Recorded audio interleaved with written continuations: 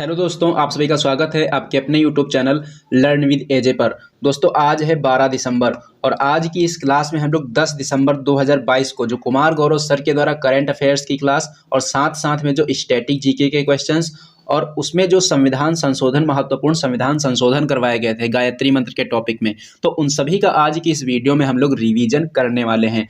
तो दोस्तों अगर ये सेशन आपको पसंद आए तो इसे लाइक जरूर करना और इसे अपने दोस्तों को भी शेयर करना। तो चलिए दोस्तों शुरू करते हैं बिना देरी करे आज के अपने इस सेशन को और देख लेते हैं आज का अपना पहला प्रश्न। उससे पहले मैं दोस्तों आपको बताना चाहता हूं कि अगर आप लोग इस क्लास की पीडीएफ चाहते हैं तो उसके लिए आपको हमारे टेलीग्राम चैनल से जुड़ जाना है। और टेलीग्राम चैनल से जुड़ने के लिए आपको क्या करना है, सबसे पहले आपको डिस्क्रिप्शन बॉक्स में जाना है और वहां पर देखना है टेलीग्राम चैनल का लिंक। उस टेलीग्राम चैनल के लिंक पर क्लिक करना है। तो जब आप लोग उस पर क्लिक करेंगे तो आप लोग सीधे सीधे टेलीग्राम चैनल पर पहुंच जाएंगे और वहां से आप हमारे टेलीग्राम चैनल से जुड़ सकते हैं। या फिर अगर वो लिंक नहीं खुलता है तो आपको टेलीग्राम ऐप पर जाना है और वहां पर सर्च करना है @टाइम सेविंग क्लास। जैसे ही ये आप सर्च करेंगे तो आपको वहां पर एक चैनल दिखेगा लर्न विद एजे के नाम से। आपको उस चैनल से जुड़ जाना है और वहां से आप इन सभी क्लासेस की पीडीएफ एकदम मुफ्त में प्राप्त कर सकते हैं। तो चलिए दोस्तों आप शुरू करते हैं आज के अपने इस सेशन को, देख लेते हैं आज का अपना पहला प्रश्न। तो दोस्तों यहाँ पर जो अपना सबसे पहला प्रश्न दिया गया है यह संबंधित है किसी रिपोर्ट से। एक रिपोर्ट जारी की गई है और इस रिपोर्ट का नाम क्या है, इंडिया इन इक्वलिटी रिपोर्ट 2022। अब यहाँ से कैसे कैसे प्रश्न पूछे जा सकते हैं इन सभी के बारे में हम लोग जानने वाले हैं कि यहाँ से कैसे कैसे प्रश्न पूछे जा सकते हैं। तो सबसे पहला प्रश्न यहाँ से ये पूछा जा सकता है कि इंडिया इन इक्वलिटी जो रिपोर्ट 2022 है ये किसके द्वारा जारी की गई है। तो आपको बता देना है कि ये रिपोर्ट जो है ये ऑक्सफैम इंडिया के द्वारा जारी की गई है और इसका जो मुख्य विषय है, इसका मुख्य विषय है डिजिटल डिवाइड। इसका मुख्य विषय क्या है, इसका मुख्य विषय है डिजिटल डिवाइड।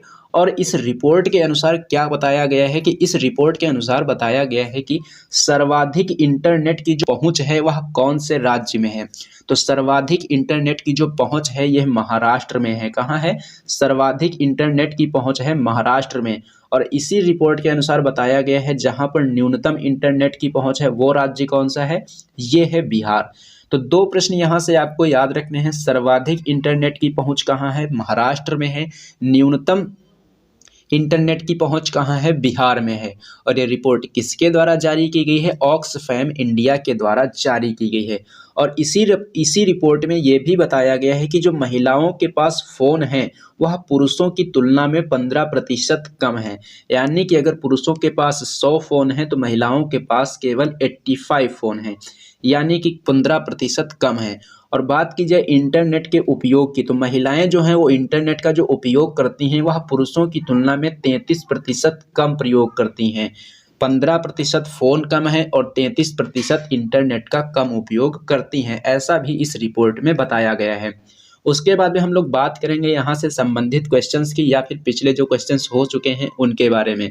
तो पहला पॉइंट अपना जो यहाँ पर दिया गया है इंपॉर्टेंट पॉइंट में सबसे पहला पॉइंट दिया गया है कि 2+2 मंत्री स्तरीय जो संवाद है कौन कौन से देशों के बीच आयोजित किया जाएगा। तो ये जो है भारत और जापान के बीच में आयोजित किया जाएगा।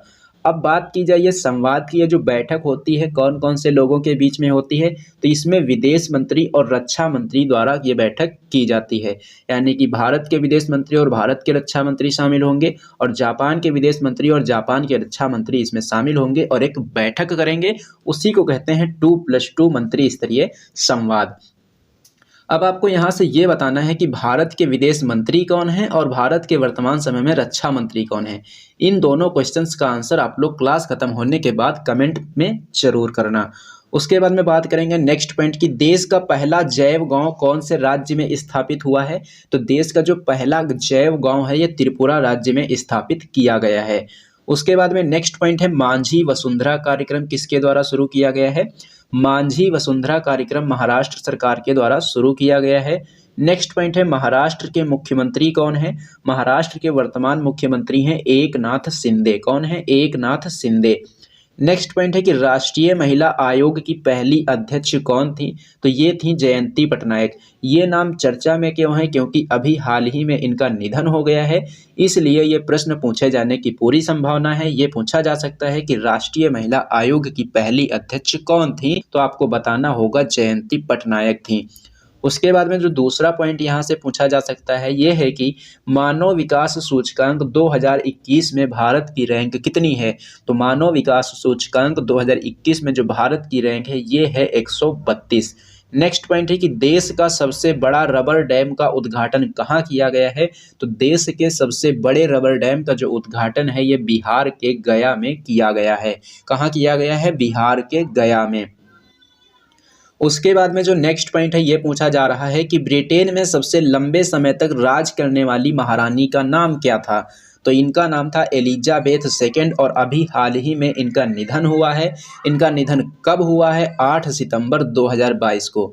अब तो इनका हो गया है निधन। तो ब्रिटेन के वर्तमान समय में राजा कौन है? तो ब्रिटेन के जो वर्तमान समय में राजा हैं वो हैं किंग चार्ल्स थर्ड। ये नाम भी आपको याद रखना है। उसके बाद में हम लोग बात करेंगे क्वेश्चन नंबर 2 की। तो क्वेश्चन नंबर 2 अपना संबंधित है टाइम मैगजीन पत्रिका से। तो टाइम मैगजीन पत्रिका के द्वारा पर्सन ऑफ द ईयर 2022 किसे चुना गया है? मोस्ट इंपॉर्टेंट क्वेश्चन है ये, आपको बहुत अच्छी तरीके से इसको याद कर लेना है। पूछा जा रहा है कि टाइम मैगजीन के द्वारा पर्सन ऑफ द ईयर 2022 किसे चुना गया है। तो ये व्लादिमीर जेलेंस्की जो कि यूक्रेन के राष्ट्रपति हैं और स्पिरिट ऑफ यूक्रेन को चुना गया है। किसे चुना गया? व्लादिमीर जेलेंस्की को चुना गया है। ये यूक्रेन के राष्ट्रपति हैं। उसके बाद में बात करेंगे नेक्स्ट पॉइंट की। तो यूके के न्यू प्रधानमंत्री यानी कि यूके के नए प्रधानमंत्री कौन बने हैं? ये बने हैं ऋषि सुनक और ये भारतीय मूल के हैं और इनकी पार्टी पूछी जाएगी तो आपको बताना है कि ये कंजर्वेटिव पार्टी के हैं। कौन सी पार्टी के हैं? कंजर्वेटिव पार्टी के। उसके बाद में नेक्स्ट पॉइंट है कि लिबर्टी पुरस्कार 2022 किसे दिया गया है। तो ये वाला पुरस्कार भी व्लादिमीर जेलेंस्की को दिया गया है यानी कि यूक्रेन के राष्ट्रपति को दिया गया है। नेक्स्ट पॉइंट है ऑपरेशन गंगा। ऑपरेशन गंगा किससे संबंधित है? तो जब यूक्रेन में युद्ध हो रहा था तो उस समय जो वहां पर भारतीय लोग फंसे थे तो उनको वापस लाया गया था। कौन से ऑपरेशन के तहत? ऑपरेशन गंगा के तहत। बात की जाए यूक्रेन की तो यूक्रेन की राजधानी क्या है? यूक्रेन की राजधानी है कीव और राष्ट्रपति तो आप जानते ही हैं व्लादिमीर जेलेंस्की हैं। उसके बाद में बात करेंगे हम लोग नेक्स्ट पॉइंट की। तो नेक्स्ट पॉइंट यहाँ पर दिया गया है कि इंदिरा गांधी शहरी रोजगार गारंटी योजना। इंदिरा गांधी शहरी रोजगार गारंटी योजना कौन से राज्य के द्वारा शुरू की गई है? राजस्थान राज्य सरकार के द्वारा ये शुरू की गई। नेक्स्ट पॉइंट है डायमंड लीग फाइनल का खिताब जीतने वाले पहले भारतीय कौन बन गए हैं? तो ये बने हैं नीरज चोपड़ा। नीरज चोपड़ा का खेल कौन सा है? भाला फेंक। और कुर्ताने गेम में गोल्ड मेडल किसने जीता है? नीरज चोपड़ा ने जीता है। विश्व एथलेटिक्स चैंपियनशिप में वो सिल्वर मेडल किसने जीता? नीरज चोपड़ा ने जीता। तो ये तीनों पॉइंट इनसे आपको यहाँ से याद रखने हैं। उसके बाद में बात करेंगे हम नेक्स्ट पॉइंट की। तो नेक्स्ट पॉइंट यहाँ पर दिया गया है नरेगा अधिनियम से। नरेगा अधिनियम कौन से वर्ष का है? ये 2005 का है। अगर पूछा जाए कि इसको लागू कब किया गया था तो आपको बता देना है इसको 2 फरवरी 2006 को लागू किया गया था। और इसी नरेगा अधिनियम का नाम बदलकर मनरेगा कर दिया गया। कब कर दिया गया? 2 अक्टूबर 2009 को। 2 अक्टूबर 2009 को इसका नाम बदलकर क्या कर दिया गया? मनरेगा कर दिया गया। उसके बाद में नेक्स्ट पॉइंट है कि दुनिया का पहला सीएनजी टर्मिनल का शिलान्यास कहाँ किया गया और किसके द्वारा किया गया? तो दुनिया के पहले सीएनजी टर्मिनल का जो शिलान्यास है ये गुजरात के भावनगर में किया गया। और पूछा जाए किसके द्वारा? तो प्रधानमंत्री मोदी जी के द्वारा इसका शिलान्यास किया गया। उसके बाद में नेक्स्ट पॉइंट यहाँ पर दिया गया है कि वर्तमान समय में महान्यायवादी कौन है। तो वर्तमान समय के महान्यायवादी हैं आर वेंकट रमनी और पहले नंबर के जो महान्यायवादी थे उनका नाम क्या था? एम सीतलवाड़। महान्यायवादी का उल्लेख संविधान के किस अनुच्छेद में मिलता है? तो अनुच्छेद नंबर 76 में। तो यहाँ से आपको ये तीनों पॉइंट याद रखने हैं। उसके बाद में बात करेंगे नेक्स्ट पॉइंट की। तो नेक्स्ट पॉइंट दिया गया है गगन स्ट्राइक। गगन स्ट्राइक किसके द्वारा की गई है? भारतीय सेना और वायुसेना के द्वारा की गई है और यह संयुक्त अभ्यास है। इसका आयोजन कहाँ किया गया? इसका आयोजन किया गया पंजाब में। नेक्स्ट पॉइंट है आर्थिक स्वतंत्रता सूचकांक 2022 में भारत की रैंक कितनी है? आर्थिक स्वतंत्रता सूचकांक 2022 में जो भारत की रैंक है ये 89 है। और ये स्वतंत्रता जो सूचकांक है किसके द्वारा जारी किया गया है? फ्रेजर इंस्टीट्यूट के द्वारा जारी किया गया है। तो यहाँ से दोनों प्रश्न आपको याद रखने हैं। रैंक पूछी जाएगी तो 89 बताएंगे। किसने जारी की है? तो फ्रेजर इंस्टीट्यूट ने इसको जारी किया है। उसके बाद में बात करेंगे हम लोग नेक्स्ट पॉइंट की। तो नेक्स्ट पॉइंट अपना दिया गया है क्वेश्चन नंबर 3। और क्वेश्चन नंबर 3 आपका मोस्ट इंपॉर्टेंट क्वेश्चन है, इस पर स्टार लगा लेना। ये किससे संबंधित है? बायोडाइवर्सिटी पर COP15 के संबंधित है। बायोडाइवर्सिटी पर COP15 से ये संबंधित है। तो पूछा जाएगा यहाँ से कि बायोडाइवर्सिटी पर यानी कि जैव विविधता पर COP15 का आयोजन कहाँ जा रहा है? तो इसका जो आयोजन है कनाडा के मॉन्ट्रियल में किया जा रहा है। कहाँ किया जा रहा है? कनाडा के मॉन्ट्रियल में। कब किया जाएगा? दिसंबर 2022 में ही किया जा रहा है। नेक्स्ट पॉइंट दिया गया है कि जलवायु परिवर्तन पर COP27 का आयोजन कहाँ किया गया? तो जलवायु परिवर्तन पर COP27 का जो आयोजन है ये मिस्र में किया गया है। ये कोप जो लिखा है COP का मतलब क्या होता है? इसका मतलब होता है कॉन्फ्रेंस ऑफ पार्टीज। क्या मतलब होता है इसका? कॉन्फ्रेंस ऑफ पार्टीज इसका मतलब होता है। उसके बाद में बात आई है मॉन्ट्रियल की। तो मॉन्ट्रियल में एक प्रोटोकॉल हुआ था। कब हुआ था? 16 सितंबर 1987 को। मॉन्ट्रियल प्रोटोकॉल कब हुआ था? 16 सितंबर 1987 को हुआ था। और ये किससे संबंधित है? ओजोन परत के संरक्षण से ये संबंधित है। उसके बाद में नेक्स्ट पॉइंट दिया गया है कि कार्टेजेना प्रोटोकॉल और नगोया प्रोटोकॉल का संबंध किससे है? कार्टेजेना प्रोटोकॉल और नगोया प्रोटोकॉल का संबंध किससे है? तो आपको बताना है कि इसका संबंध जैव विविधता से है। नेक्स्ट पॉइंट है कि विश्व में सर्वाधिक जैव विविधता कहाँ पाई जाती है? तो विश्व में सर्वाधिक जो जैव विविधता है ये अमेजन वर्षा वन में पाई जाती है। और अमेजन वर्षा वन को इसीलिए क्या कहते हैं? पृथ्वी के फेफड़े कहते हैं। दोस्तों हमने अभी आपको कल या परसों की वीडियो में बताया था कि भारत में कितने प्रतिशत जैव विविधता पाई जाती है। पूरे विश्व का जो जैव विविधता है, पूरे विश्व की जितनी भी जैव विविधता है उसका कितना प्रतिशत भारत में पाई जाती है? अगर इसका आंसर आप लोगों को पता है तो कमेंट करके जरूर बताना। उसके बाद में नेक्स्ट पॉइंट दिया गया है कि जैव विविधता संरक्षण अधिनियम कौन से वर्ष का है? तो जैव विविधता संरक्षण जो अधिनियम है ये वर्ष 2002 का है। कौन से वर्ष का है? 2002 का है। और इसी अधिनियम के द्वारा राष्ट्रीय जैव विविधता प्राधिकरण की स्थापना 2003 में की गई थी। और अभी हाल ही में इसके नए अध्यक्ष बनाए गए हैं। तो उनका नाम क्या है? सी अचलेंद्र रेड्डी। क्या नाम है इनका? इनका नाम है सी अचलेंद्र रेड्डी। तो सी अचलेंद्र जो रेड्डी हैं ये राष्ट्रीय जैव विविधता प्राधिकरण के नए अध्यक्ष बनाए गए हैं। उसके बाद में नेक्स्ट पॉइंट यहाँ पर दिया गया है स्वच्छ अमृत महोत्सव से। स्वच्छ अमृत महोत्सव का आयोजन कब से कब तक किया गया? 17 सितंबर से 20 अक्टूबर तक इसका आयोजन किया गया। नेक्स्ट पॉइंट है विश्व डेयरी सम्मेलन 2022 का आयोजन कहाँ किया गया? यूपी के नोएडा में किया गया। नेक्स्ट पॉइंट है US open 2022।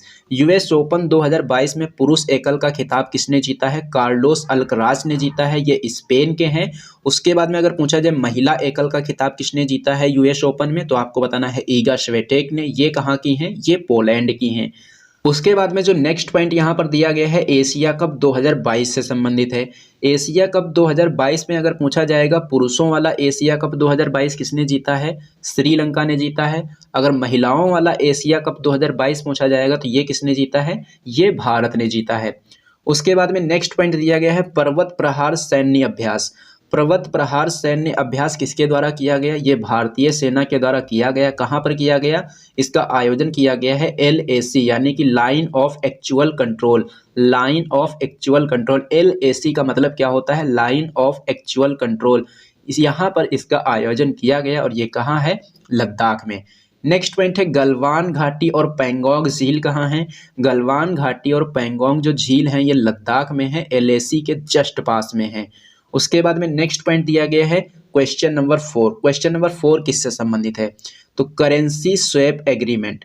Currency swap agreement से यह संबंधित है। पूछा जाएगा कि अभी हाल ही में RBI ने किस देश के साथ करेंसी स्वैप एग्रीमेंट को लेकर समझौता किया है? तो RBI ने मालदीव के साथ ये समझौता किया है। इसमें क्या होता है कि जब ये दोनों व्यापार करेंगे तो क्या करेंगे? अपनी अपनी करेंसी का यूज करेंगे। इसमें किसी तीसरे देश की करेंसी का यूज नहीं किया जाएगा।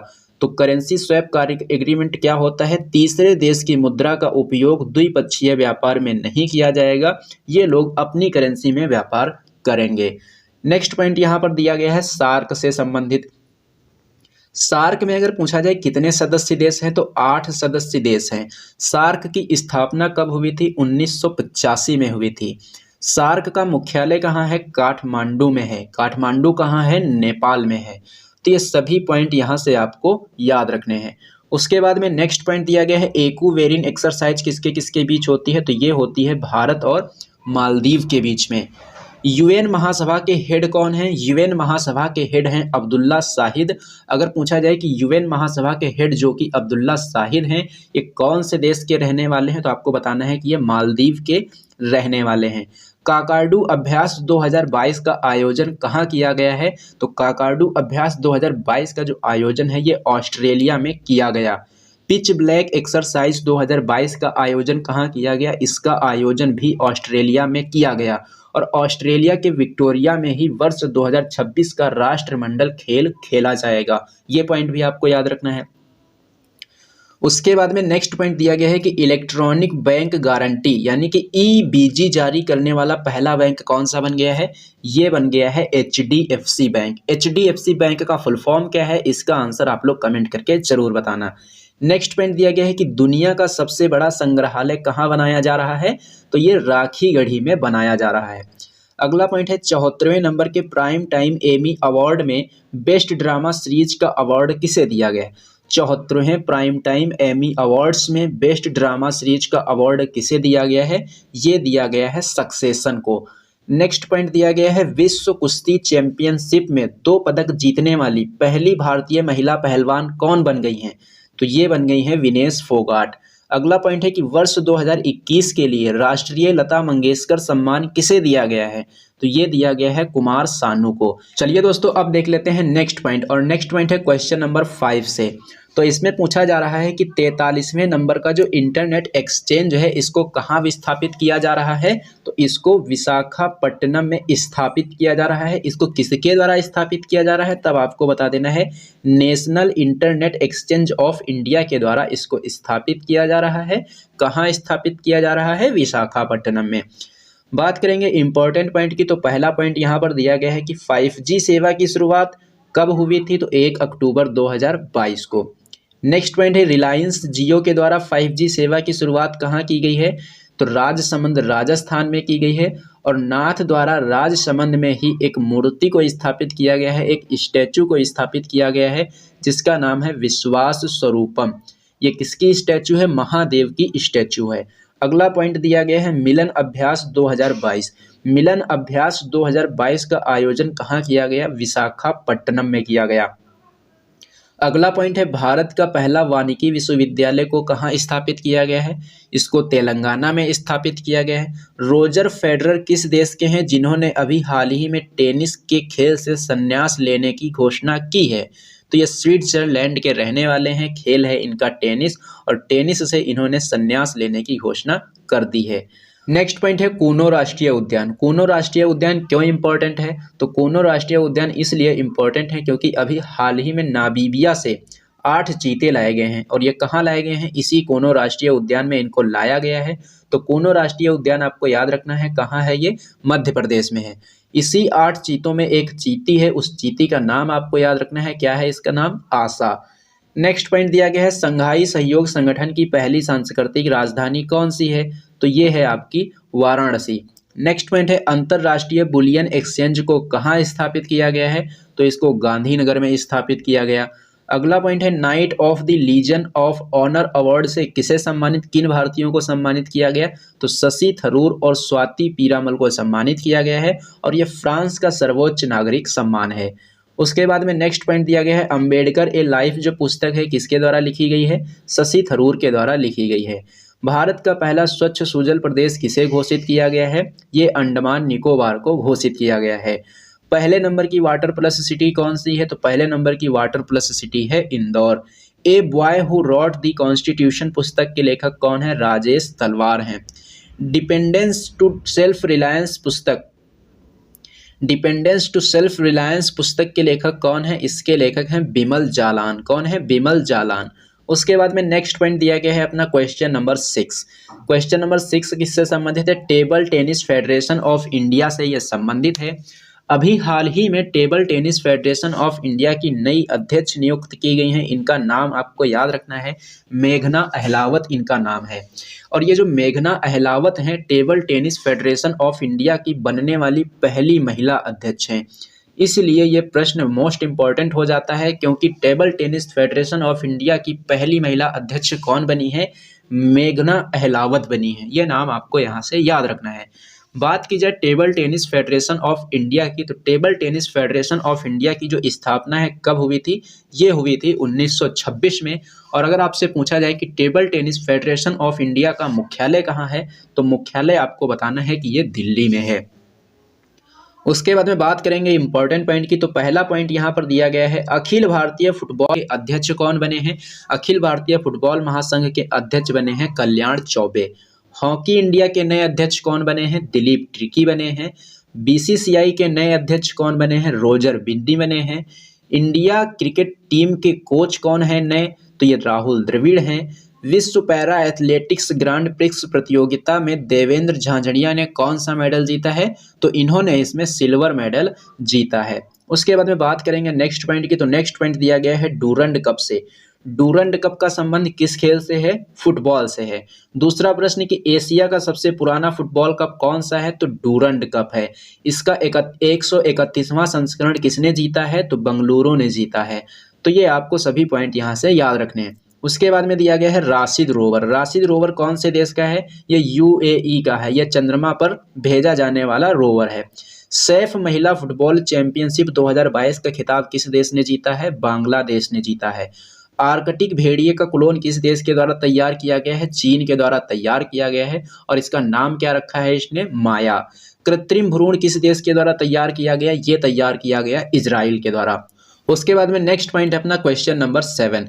क्वेश्चन नंबर 7 संबंधित है मानवाधिकार दिवस 2022 से। तो मानवाधिकार, पहली बात आपको याद रखना है कि ये कब मनाया जाता है, तो आपको बताना है कि ये 10 दिसंबर को मनाया जाता है। और इस बार जो इसकी थीम रखी गई है 2022 में, इसको आपको याद रखना है कि गरिमा, स्वतंत्रता और सभी के लिए न्याय, इस बार इसकी थीम है। और इसको मनाए जाने की शुरुआत जो है 10 दिसंबर को ही। ये क्यों मनाया जाता है, ये आपसे पूछा जा सकता है कि जो मानवाधिकार दिवस है ये 10 दिसंबर को ही क्यों मनाया जाता है। तो 10 दिसंबर को यूएन के अंदर मानवाधिकार घोषणा पत्र पेश किया गया था। कब? 10 दिसंबर 1948 को।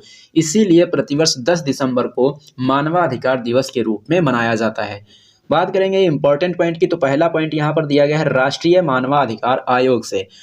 प्रश्न यहाँ से कैसे कैसे बन सकते हैं? पहला प्रश्न ये बनेगा कि राष्ट्रीय मानवाधिकार आयोग कैसा आयोग है, तब आपको बता देना है कि ये एक वैधानिक आयोग है। इसकी स्थापना कौन से अधिनियम के द्वारा हुई थी, तब आपको बताना है कि इसकी स्थापना 1993 के अधिनियम के द्वारा हुई थी। अगला प्रश्न यहाँ से ये पूछा जा सकता है कि राष्ट्रीय मानवाधिकार आयोग के पहले अध्यक्ष कौन थे, तब आपको बताना है कि इसके पहले अध्यक्ष रंगनाथ मिश्रा थे। अगला प्रश्न यहाँ से ये पूछा जा सकता है कि राष्ट्रीय मानवाधिकार आयोग के वर्तमान अध्यक्ष कौन हैं, तब आपको बता देना है अरुण कुमार मिश्र जो हैं इसके वर्तमान अध्यक्ष हैं। उसके बाद में बात करेंगे नेक्स्ट पॉइंट की, तो नेक्स्ट पॉइंट यहाँ पर दिया गया है कि देश की सबसे लंबी नदी क्रूज सेवा का नाम क्या है? गंगा विलास इसका नाम है। और यह किस किस के बीच में है? वाराणसी और डिब्रूगढ़ के बीच में ये स्थित है। नेक्स्ट पॉइंट है कि स्केल ऐप का संबंध किससे है? तो स्केल ऐप का जो संबंध है ये चमड़ा उद्योग से है।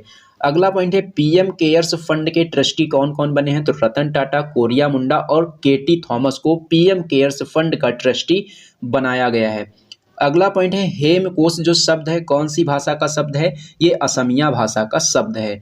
अगला पॉइंट है एड्स दिवस कब मनाते हैं? एड्स दिवस 1 दिसंबर को मनाते हैं।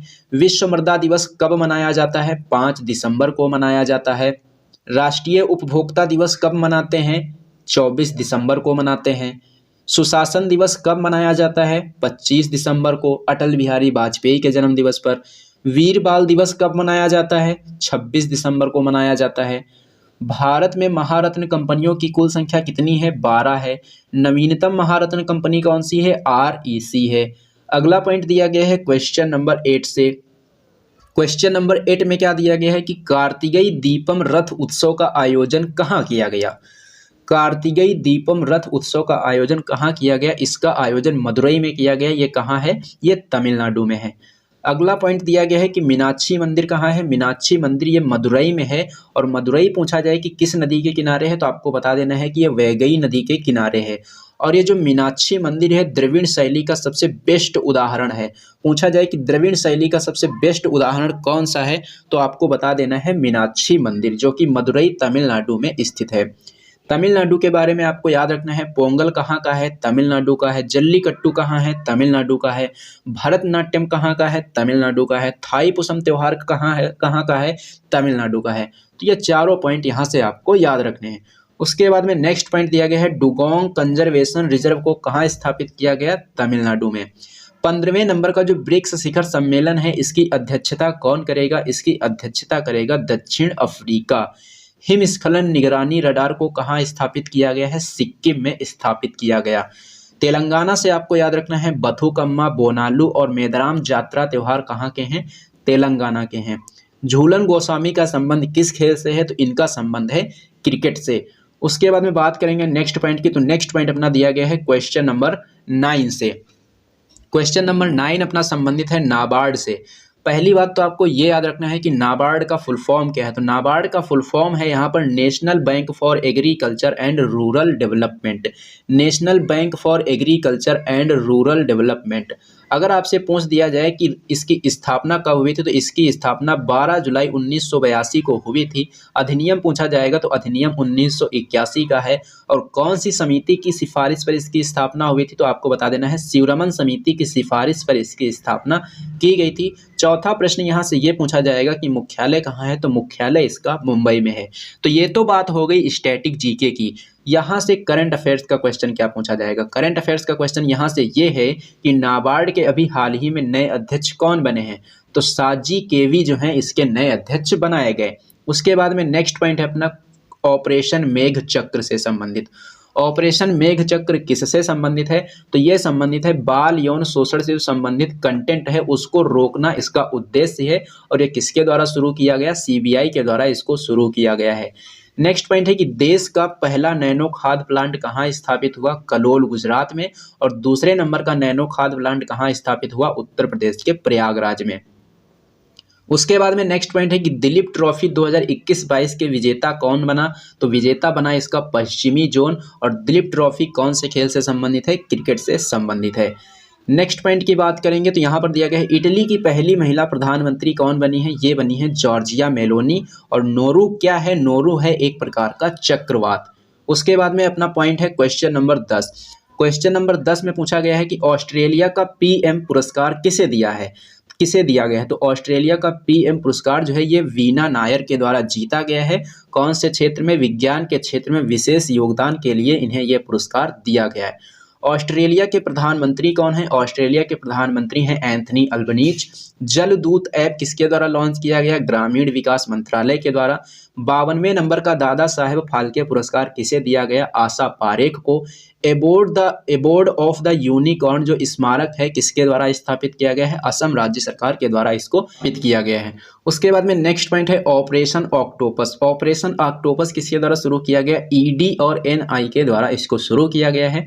और वर्तमान समय में भारत के सीडीएस कौन है, अनिल चौहान है।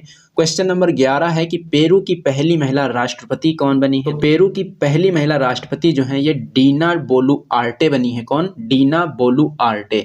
तो दोस्तों अभी तक हमने करंट अफेयर्स के क्वेश्चंस कर लिए हैं। अब हम लोग करेंगे अपना जो गायत्री मंत्र का टॉपिक हमने आपको बताया था, क्या बताया था, महत्वपूर्ण संविधान संशोधन।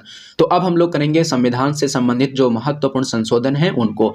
तो चलिए देख लेते हैं महत्वपूर्ण संविधान संशोधन को। सबसे पहला जो यहाँ पर संशोधन दिया गया है कि पहले नंबर का संविधान संशोधन कब हुआ था, तो पहले नंबर का जो संविधान संशोधन है 1951 को हुआ था। और इसके द्वारा 9वीं अनुसूची को जोड़ा गया था। संविधान में अगर पूछा जाए कि संविधान में 9वीं अनुसूची को कौन से संविधान संशोधन के द्वारा जोड़ा गया, तो पहले संविधान संशोधन के द्वारा इसको जोड़ा गया था। कब, 1951 में। नेक्स्ट पॉइंट यहाँ पर दिया गया है कि 7वां संविधान संशोधन कब हुआ था। 7वां संविधान संशोधन जो है ये 1956 में हुआ था। और इसके द्वारा ये किससे संबंधित है, भाषाई आधार पर राज्यों का पुनर्गठन किया गया था। उसके बाद में नेक्स्ट पॉइंट है 13वां संविधान संशोधन। 13वां संविधान संशोधन कब हुआ था, ये 1962 को हुआ था। और ये किससे संबंधित है, नागालैंड राज्य से संबंधित है। ये उसको विशेष प्रावधान प्रदान करता है। 21वां संविधान संशोधन हुआ था 1967 में। और इसके द्वारा संविधान में जो संविधान की 8वीं अनुसूची है उसमें 15वीं भाषा को जोड़ा गया था। भाषा कौन थी, सिंधी भाषा। उसके बाद में होता है 42वां संशोधन जो कि 1976 में हुआ था। आपको यहाँ से याद रखना है कि ऐसा कौन सा संविधान संशोधन है जिसको मिनी कॉन्स्टिट्यूशन कहा जाता है या लघु संविधान कहा जाता है। तो लघु संविधान किसे कहते हैं, 42वें संविधान संशोधन को कहा जाता है। और नेक्स्ट क्वेश्चन यहाँ से पूछा जाता है कि संविधान की प्रस्तावना में समाजवादी, धर्मनिरपेक्ष एवं एकता और अखंडता जो शब्द हैं कौन से संविधान संशोधन के द्वारा जोड़े गए थे? तो ये 42वें संविधान संशोधन के द्वारा जोड़े गए थे। उसके बाद में पूछा जाता है कि मौलिक कर्तव्यों को कौन से संविधान संशोधन के द्वारा जोड़ा गया? तब भी आपको बताना है 42वें संविधान संशोधन के द्वारा। और इसी के द्वारा आर्टिकल नंबर 51A जिसमें मौलिक कर्तव्यों का उल्लेख है, भाग 4A जिसमें क्या उल्लेख है? मौलिक कर्तव्यों का उल्लेख है। तो आपसे पूछा जाए मौलिक कर्तव्यों का उल्लेख कौन से अनुच्छेद में है? अनुच्छेद नंबर 51A में है। भाग पूछा जाएगा तो भाग 4A बता देंगे। उसके बाद में नेक्स्ट पॉइंट दिया गया है 44वां संविधान संशोधन। 44वां संविधान संशोधन जो कि 1978 में हुआ था, इसी के द्वारा संपत्ति के अधिकार को मौलिक अधिकार से हटाकर क्या बना दिया गया? विधिक अधिकार बना दिया गया।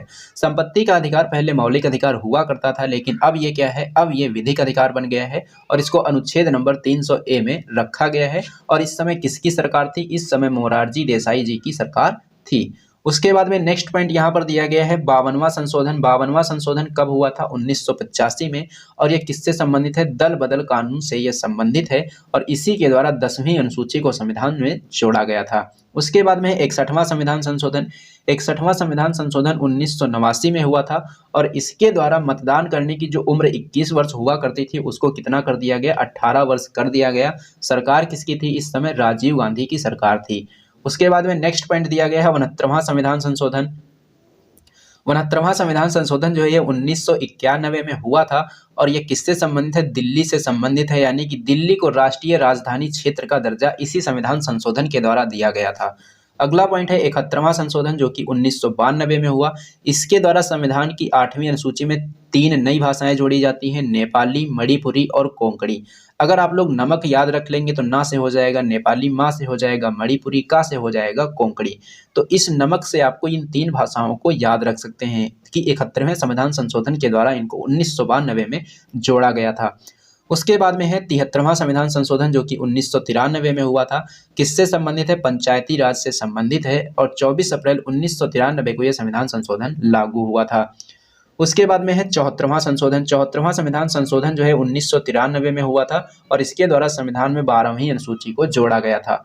अगला पॉइंट है यहाँ पर 86वां संविधान संशोधन जो कि 2002 में हुआ था। इसके द्वारा निःशुल्क शिक्षा को जोड़ा गया। निःशुल्क शिक्षा से संबंधित कौन सा संविधान संशोधन है? 86वां संविधान संशोधन।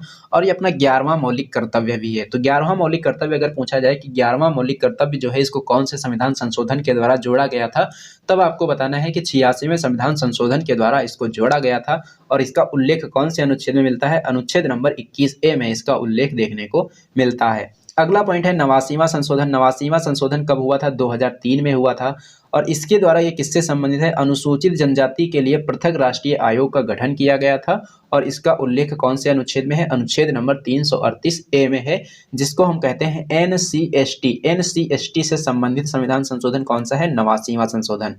उसके बाद में 92वां संविधान संशोधन जो कि 2003 में हुआ था।